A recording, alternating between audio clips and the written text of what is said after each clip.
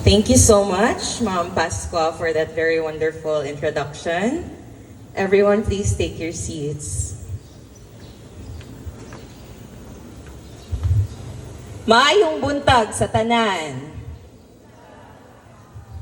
Good morning, everyone. It is my honor to be your guest speaker on your graduation day today, June 30, 2022. Salamat kaayo sa higayon nga gihatag sa akua sa akong mga maestra diri sa Dumalinao Regional Pilot School. Labaw na sa nag-invite nako si Ma'am Josephine Tinglao and Ma'am Jess, ang atong wonderful host. Nga ila kong giadtuan gid sa balay, no? Pag adto nila sa balay, ilang nakita akong papara kay wala ko dadto sa balay di ay. Because right after I passed the bar exam, I was invited to join a law firm in Cebu City. So I came from Cebu City. I flew to our place here in Dumalinao last Tuesday so that I can attend and be with you today on this very memorable day.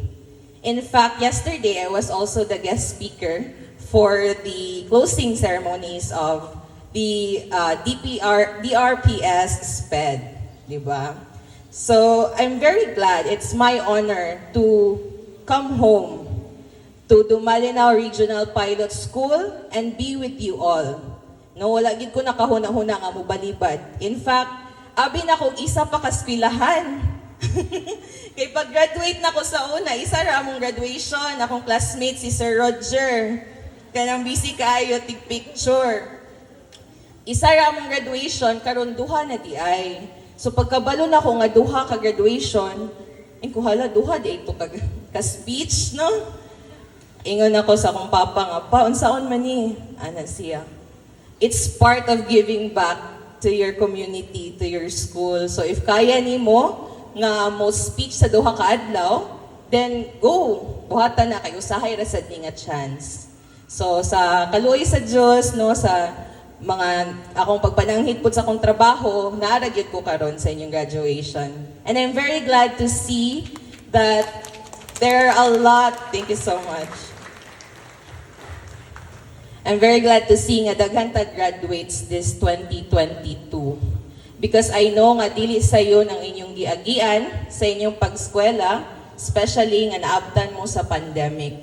So I hope that through my speech this morning, I can give you some inspiration that you will take with you as you go to the next stage of your educational career. Okay, so last time that I was here talking in a podium, it was about 18 years ago. I was only 12 years old. So grade 1 to grade 6, graduate ka 12 years old. I was also delivering a speech then, because I was the valedictorian of our class. But before, wala pa'y covered court. So, dira pa mi sa octagonal, which still stands until today. So, atong bata pa ko, dako na kayo ng octagonal, ma'am. As in, then, tanan pagidaghan pagid mi adto graduates. So, dira ko nag-speech, and akong speech, akong gi-memorize. So, gusto nga.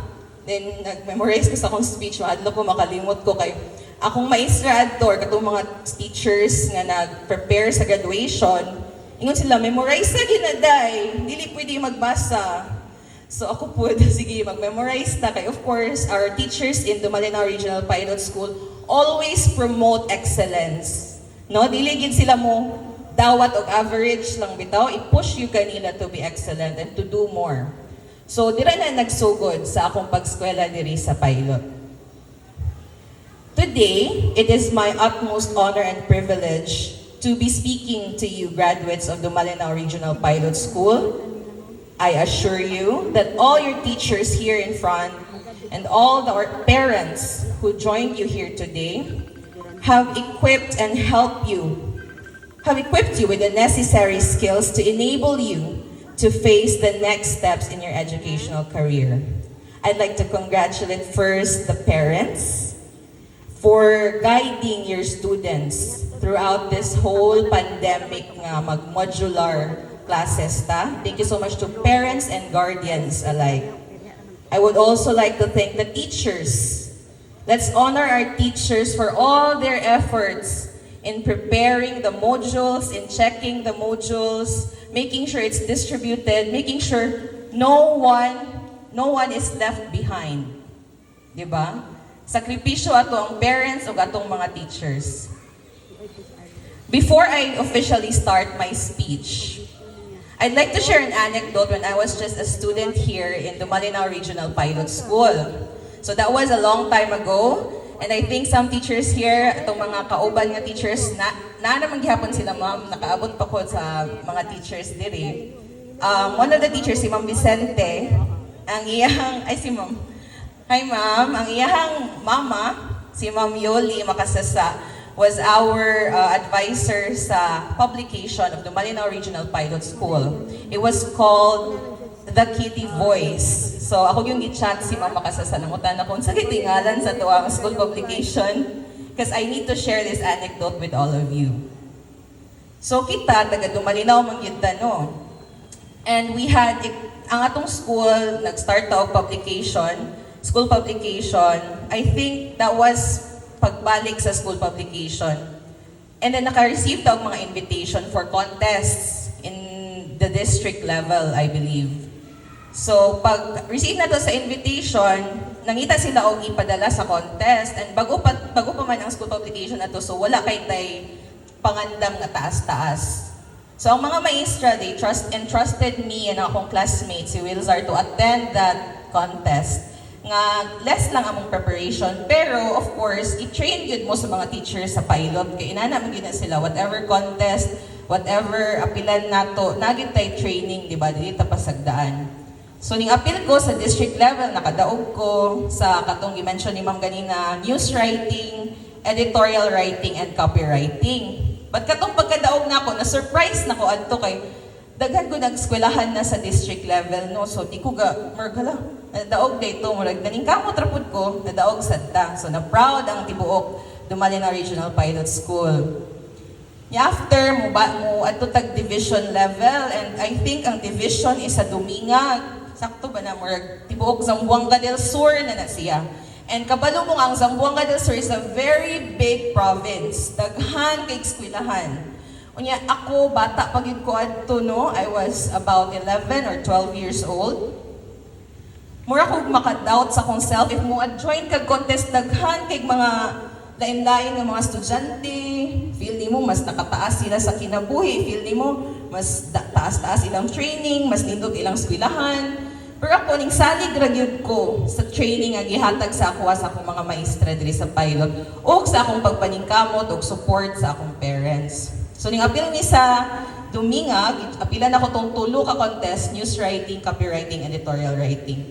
So, kung mapil ko contest, ning kamot rasad ko, I gave my best, no? Kay gusto ta ma-proud ang ato ang community sa ato.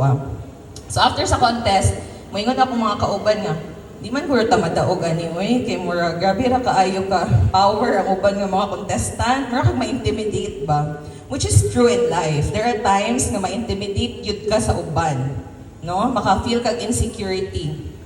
So after 3 days of that event, kay nag-awarding na, so just like this, na program and mag-announce sila sa mga awards. And ang nahitabo, na-announce na sugod ang ako ang yapilan. So sa news writing, pag-abot na sa mga 5th, wapa ko natawag, mura na ko, naglain akong paminaw, manguli na tao eh. Tulo na nagkaadlaw diri, mahadlok ko, basig ma-disappoint akong coach. So, ako nasa ko yung auntie dito di ay sa Dumingag, ganing ato siya sa awarding. Siya, okay na, day, di ka madaog, okay na, nakaabot na bitaw ka diri. Ira kong kuan badaan, amaman. Gitawag man akong name sa first news writing competition, Dumalinao Pilot School. So, nisaka ko sa stage, ako ang coach, nakuyuan, dali-dali mig ato sa stage, kaya nagpaluyo na lagi mi. Kaya abin akong di ko kadaog. So, ning naog na sa media, yes, nanatay first. So, pwede na tamo uli. Nanatay accomplishment. So, pagtawag sa duha na kong giapilan, ako gihapon ang nakadaog. So, ning saka na sa stage, first, Dumalinao Pilot School. Then again, kami gihapon. So, sa tanan akong giapilan, nadaog ko. But, at that time, nag-doubt ko sa akong self, sa akong capabilities. But after Ana, I think Dumalinao Pilot School was known in the entire, I think, province, I believe, to be one of the best schools in terms of campus journalism. Kasi nagpadayon ang pag-apil na to sa contest, and dili lang ako, but uban sa contestant sa pilot school, nakadaog sa lain-lain nga contest. So what is my point here with this anecdote? My point is that as a graduate of the Dumalinao Regional Pilot School, you actually are very privileged and you are one of the best graduates in the province because you have your teachers here with you. Sila gyud ang ilahang pagtudlo sa inyo ha, dapat inyong perming i-remember because those are the things that you will take with you as you move on to the next grade, grade 7, grade 8, and so on. So today, I'd like to talk about 3 things related to your theme. So the theme of your graduation rites is graduate ng K-12, masigasig sa mga pangarap at matatag sa mga pagsubok. So I'd like to, in English, ako siyang i-divide into 3. First, I will talk about pursuing dreams. Diba? Tanan ta diri na ay pangandoy. Maski atong mga parents na ay pangandoy. No, dili lang mga bata. Number 2, adversity. Adversity or pagsulay, pagsubok in Tagalog. So sa kinabuhi na agyud tay mga pagsulay and karon nga bata pa mo basig dili pa na ninyo ma-imagine, but I'm here to talk about my experience in adversity. Lastly, I will talk about fostering resilience, or sa translation sa Tagalog, pagiging matatag, resilience. Okay? So, as mentioned by our dear teacher na nag-introduce sa ako, I am a CPA lawyer. But it did not happen overnight. In fact, bago pa ko nahuman og eskwela, sa ako ang years of existence, karon pa ko medyo nakapahulay. It started when I was young, a seed was planted. Someone told me that I could be a lawyer someday. So, I dedicated my life to become one. Every test, every class, every grade, all ticked off an imaginary checklist on the path towards becoming a lawyer. Someone may have said that I can become a doctor too. Of course, may mga isla, nindot kay ka ma-lawyer, nindot kay ka ma-doctor. But I knew that my parents could not afford to send me to medical school. In fact, I could not afford to go to law school either. But amazingly, I made ends meet. And I'll tell you about it today. What really surprises me about my life so far is that I just put my head down and did the work. Somehow, it got me places. That's my strategy. Children, the only way out is through. There are no shortcuts in life. On pursuing dreams, I always heard about this quote. It says, "A dream is a wish that your heart makes." No, kung bata pa ta, I think we have a very vivid imagination. We always imagine what our future would look like. And as a child, I was the same. While my family is sleeping, inigagabi, I would stay up.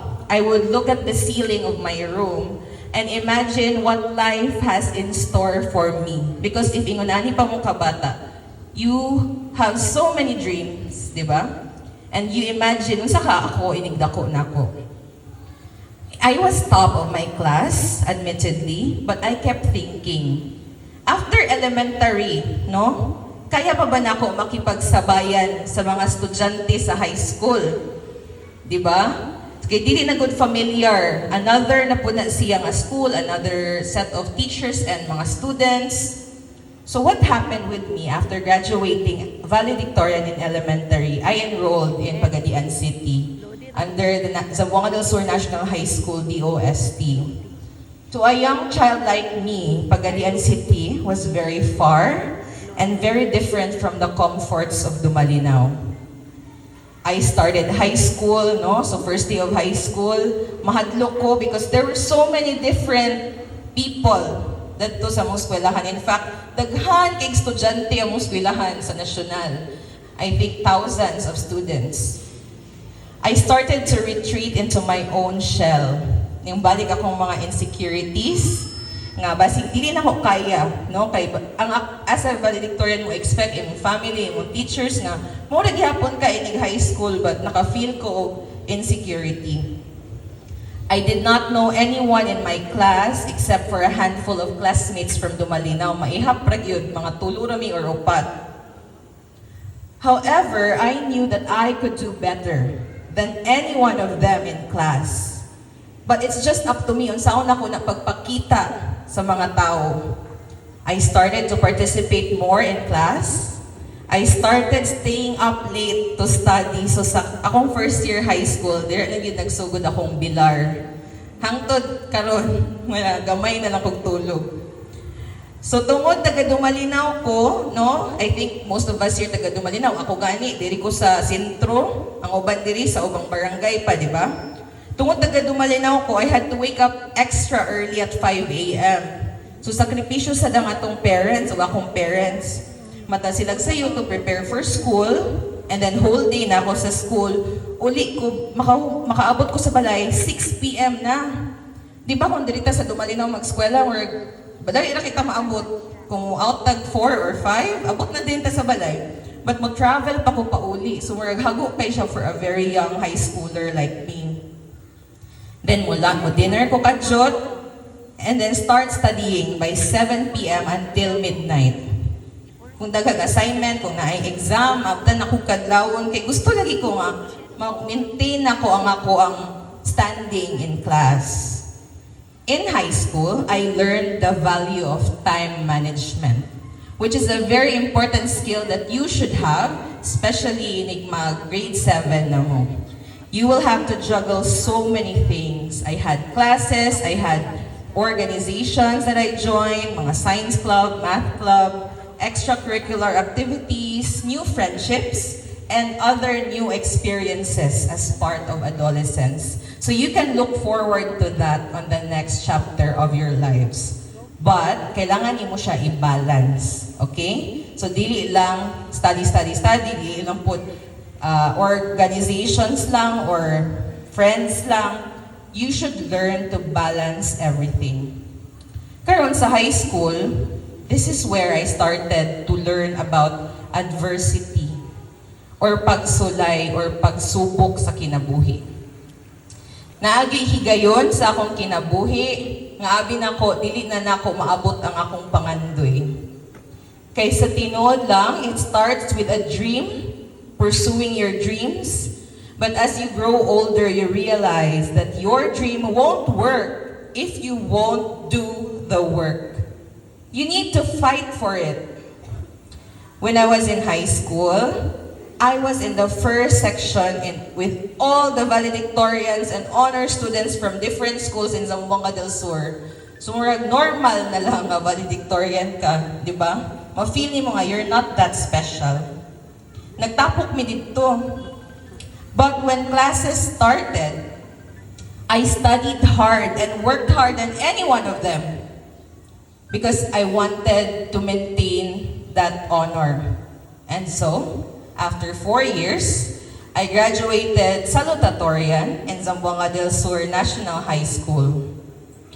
And as an eldest daughter in my family, I really wanted to finish my studies immediately. I'm sure daghan diri eldest sa inyong pamilya. And inyong mga parents dito sa likod, gusto sila nga makahuman yun og eskwela, no? Kaya ang una gud mo nga anak. Pero sa akong pag-eskwela sa high school na ay nahitabo nga wala na ko gi-expect. Abi na ko, life is smooth and everything will go my way. Whatever I put my mind to, mahitabo, but dili na tinuod sa kinabuhi. My mother, Marie, the late Marie Estopia Fernandez, she was diagnosed with breast cancer in 2006. I was in second year high school. This was the start of the many adversities I faced in the journey to where I am now. When you get older, children, you will realize that achieving your dreams will require so much more than hard work. It needs three things, and remember this. You need discipline, consistency, and a desire to make the most of the opportunities you are presented in life. First, discipline. You need to discipline yourselves if you want to achieve your goals. Do not wait for motivation. Motivation is very arbitrary. Kung magbuhat mo motivation, basig dili na man yung mabuhat yung gusto buhaton. Discipline is the opposite of that because whatever happens, unsay mahitabo, buhaton yun mo. Focus ka sa goal. Next, consistency. What does that mean? When you do something, don't do it once. Kas alang push, but after, wala na. You need to be consistent. Do it day in and day out. Everything is a process. Again, like I said earlier, there are no shortcuts in life. Lastly, a desire to make the most out of the opportunities you are presented with in life. Specifically, opportunities that you have. Because kita sa kinabuhi, dili tanan pari-pariha. Diba? Lahi-lahi yung tag-gigikanan, lahi-lahi po tag-padulngan, and ang opportunities that will be presented to us are different. So whatever comes your way, if you decide to grab it, make the most out of that opportunity. Your journey will be fraught with struggles, but don't give up. So, ning-graduate ko high school, right? And my mother was already diagnosed with breast cancer. She underwent chemotherapy. She had her one breast removed, so it's called a mastectomy. And she went home and continued with life, continued with work. Ako sad, ako mga igsoon, nagpadayon mi. After high school, I passed several universities, including University of the Philippines, Mindanao State University, and Xavier University. My mother requested that I study in Xavier, an Ateneo school, because she wanted me to get an Atenean education. But deep inside, I was a proud product of the public school system, elementary and high school, public school. But for the first time, my parents wanted me to study in a private school sa college. So, mula gan ako, ato na po Cagayan de Oro, I will leave my hometown. We went to Cagayan de Oro City. My mother was with me throughout every step, with the support of my father as well, who's working hard in order to send me to school. My mother helped me in deciding my course, and she wanted me to take accountancy. So ako, as you know sa akong background, more on science ang akong involvement. Ganahan ginunta ko mag-doctor or mag-science related course, but ako mamanihan yun siya nga, accountancy lang day. So ako, as an obedient daughter, but at so good, murag di pa ko ganahan, kay feel na ko, di sad na ko kaya ang accountancy. Murag akong utok, dili pang math, yun. So nag-doubt sad ko sa akong self na makagraduate baka ako kung accountancy akong kuhaon. But my mother believed in me. So I went to Xavier University and I studied there. I studied as hard as I could because I wanted to prove to my parents that I can graduate accountancy and become the first CPA in our family. But when you go to college, it is when that you will face and handle failures. Ang exam sa college o ang klase sa college, dili parehas sa high school o elementary. In high school, we have 1 year, school year, di ba? Sa college, you only have few months, 6 months, even 4 months lang, 5 months. So pas-pas yun. So you need to make a solid foundation in your elementary and high school because maog yun na inyong gamiton inig ka-college. Tinuod yun ang ginaingon sa inyong mga teachers and parents.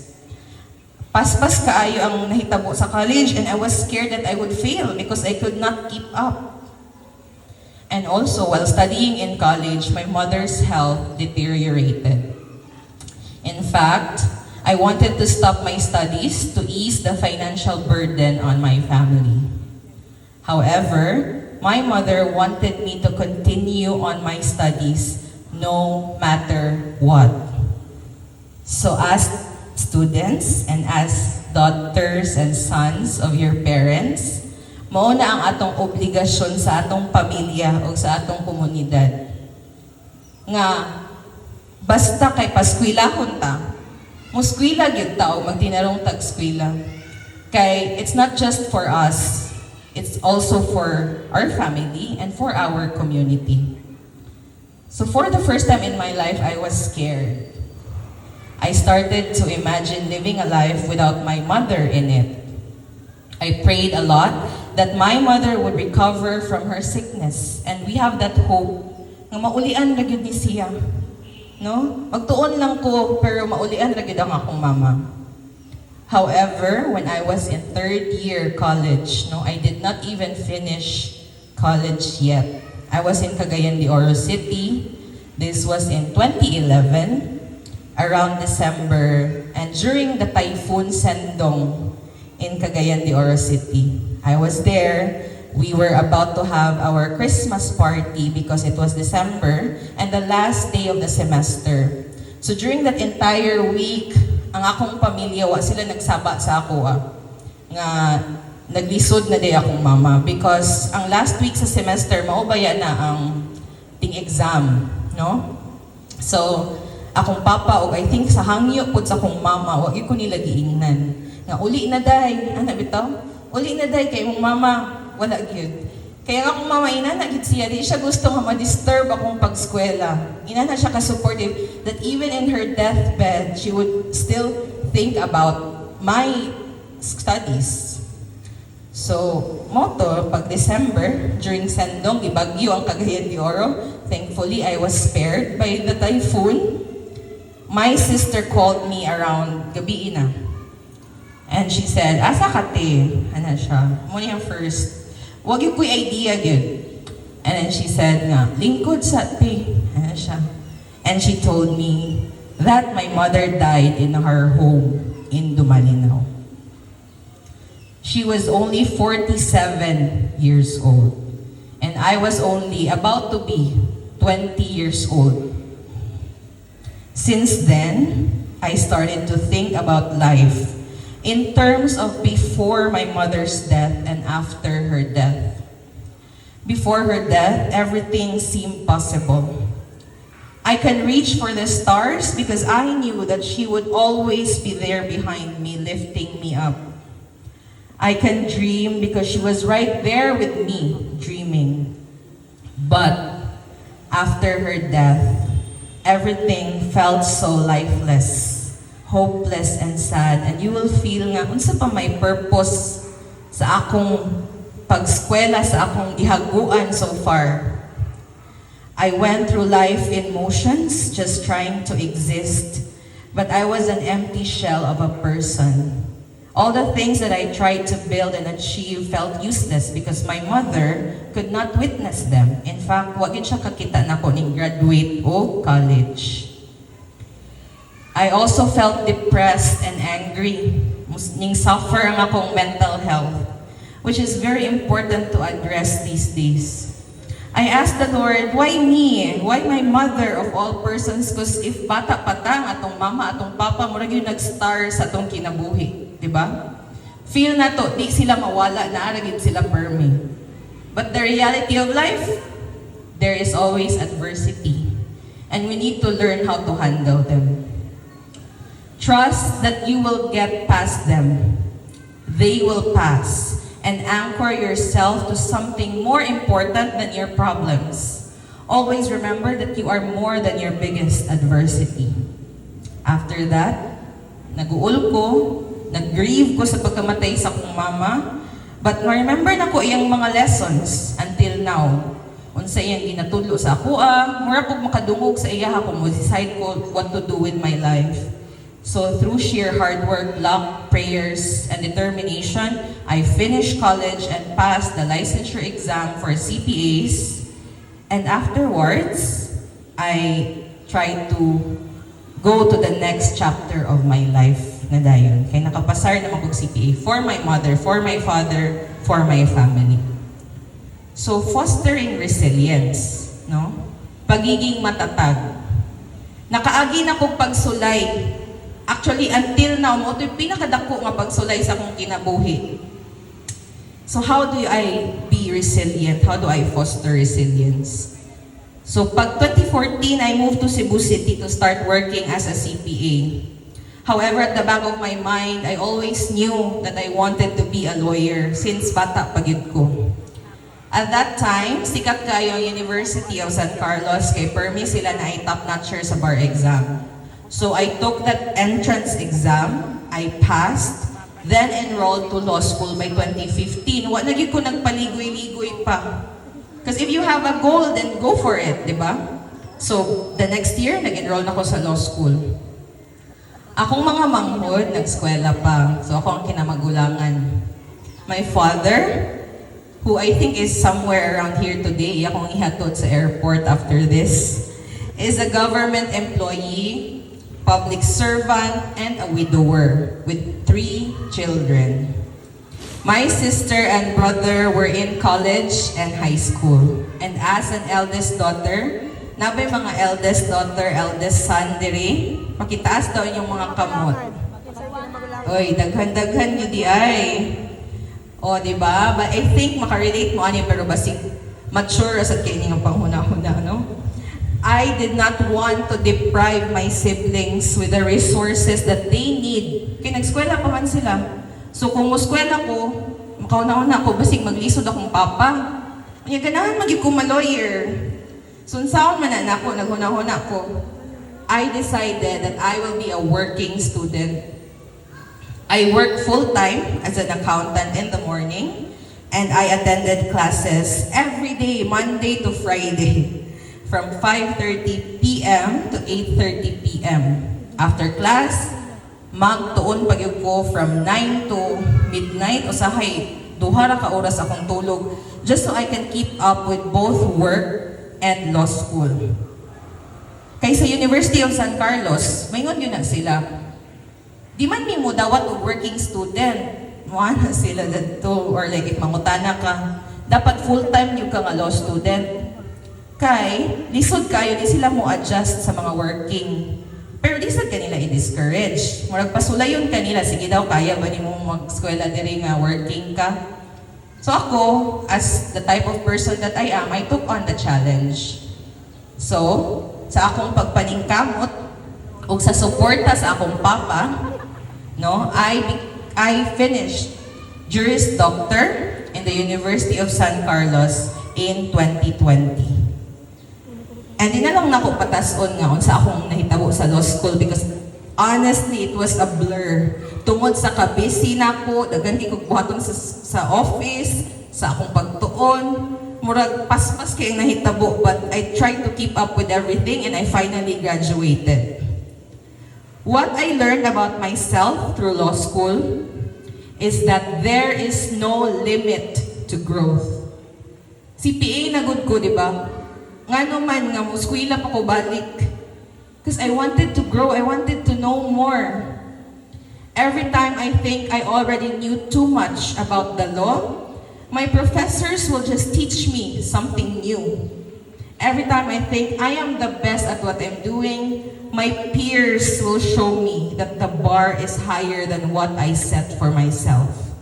And honestly, the best lesson that I learned in law school is be humble. Maski pag unsa ka ka-bright, nay mas bright mo. That's not a bad thing to think.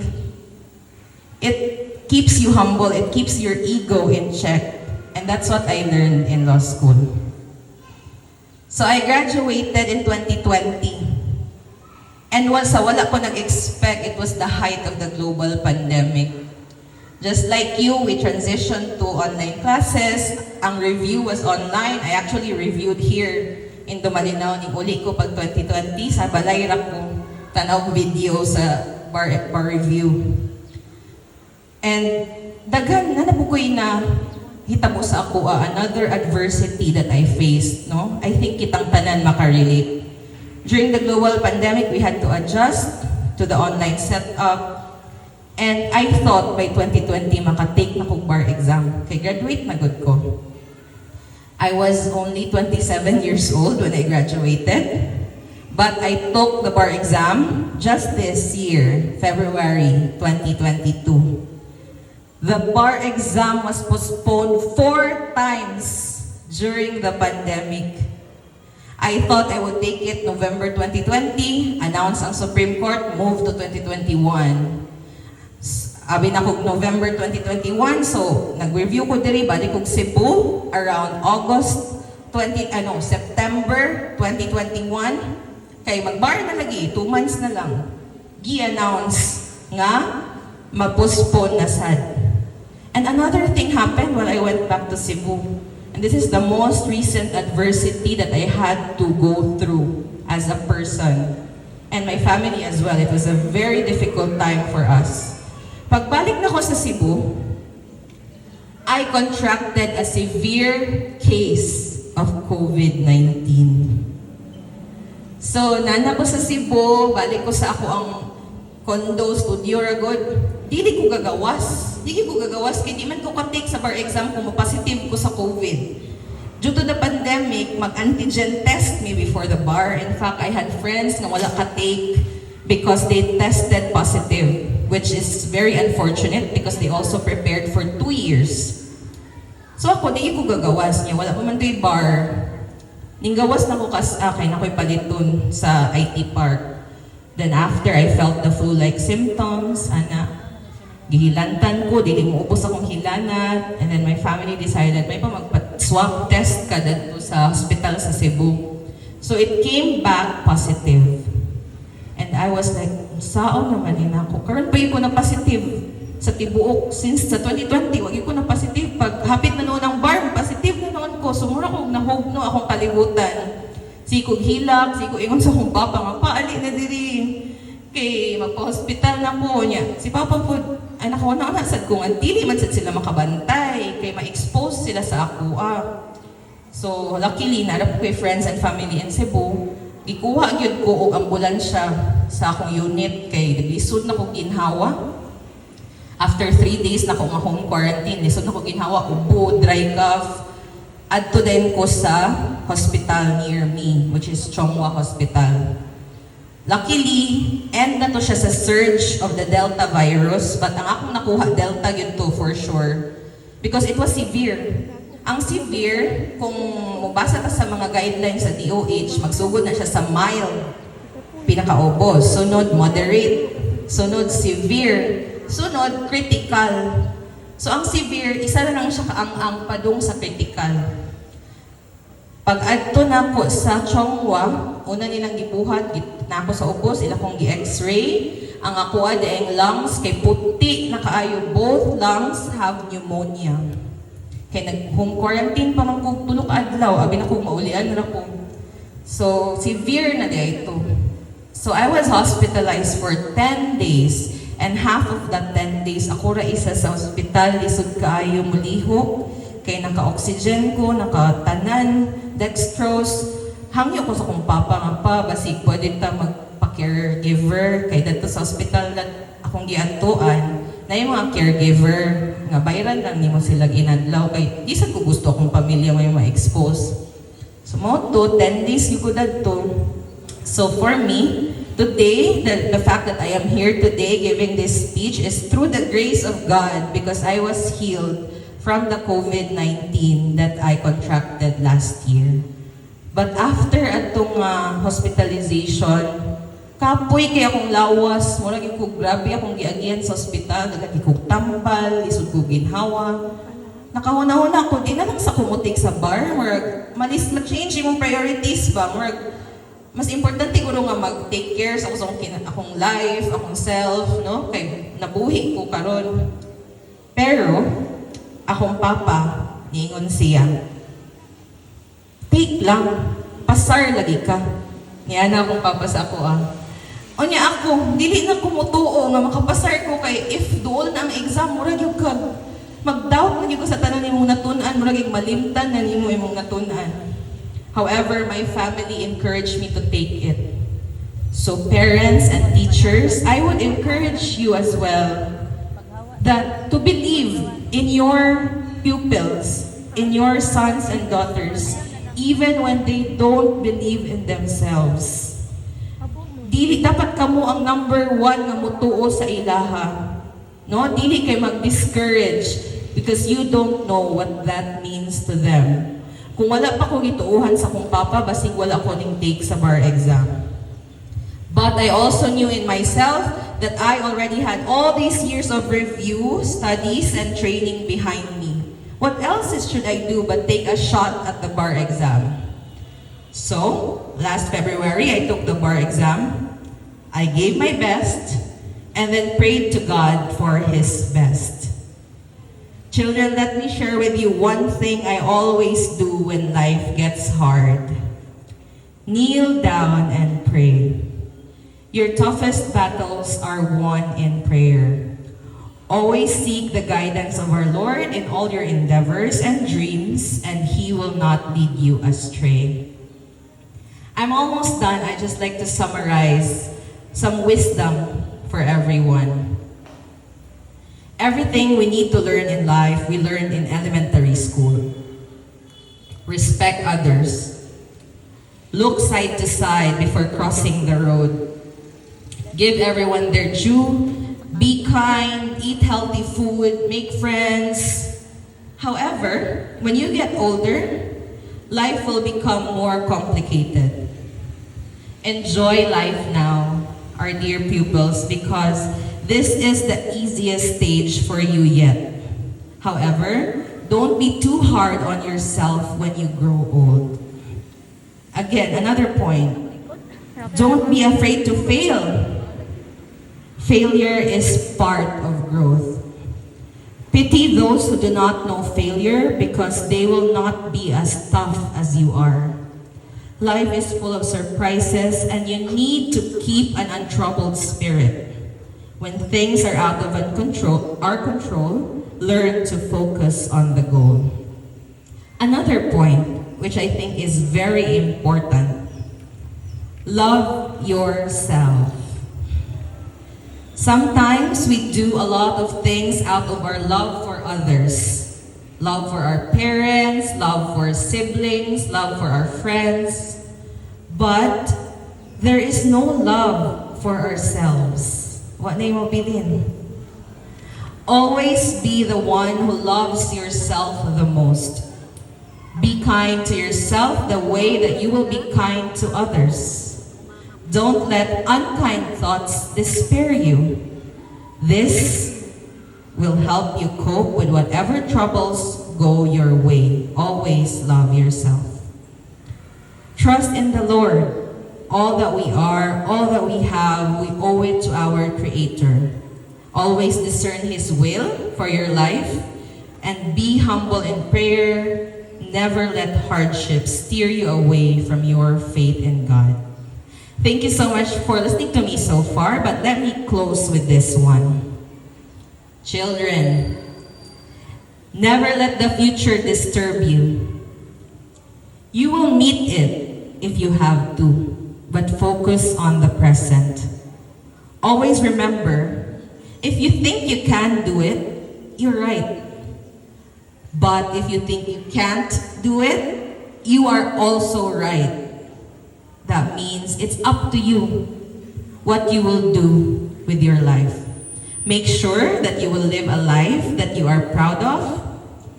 Our country needs more smart, productive, and patriotic people. And let me just add, today is June 30, 2022. Under the 1987 Constitution, the President shall assume office 12 o'clock on June 30th. After the elections. So after this program, we have a new president for the next 6 years. And you will also be students for the next 6 years. Make sure that you will build a good foundation so that when you graduate, you can help our country in nation building. Wa pa mo ning kanta sa inyong graduation song, no? But pareha na ta graduation song pag college, ay pag graduate na ko.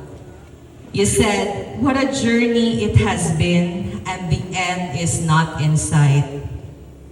Every time that you reach your goals, enjoy the view. Celebrate with your family today, with your friends, but don't stay too long up there enjoying the view. There are more mountains to climb in this lifetime. So remember to always enjoy the journey, no matter how hard, long, and tedious it may become. Because life is a series of choices that we make, and each choice will define who we are and what our future looks like. That's it from me. I hope I've inspired all of you today. Graduates of class of 2022, again, I congratulate you. Thank you, and once again, good morning.